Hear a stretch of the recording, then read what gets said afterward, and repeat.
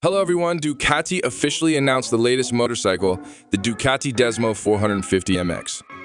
The new model called Desmo450 MX has an aluminum chassis, 450cc Desmo engine, and a fresh look. The motorcycle is shown in racing configuration with a livery that Corrado and Maddie's Ducati Corse Ducati MX team will be using to compete in the Italian Pro Motocross Championship, the Prestige MX1. Regarding how the specifications are, let's talk about it.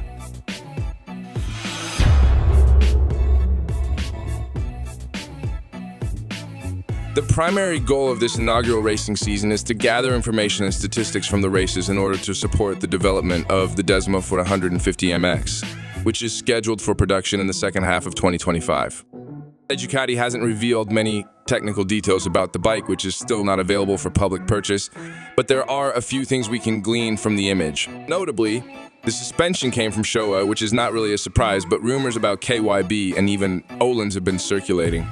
Galfer, a brand that has a significant presence in the MXGP World Championships, provides disc brakes and Brembo calipers.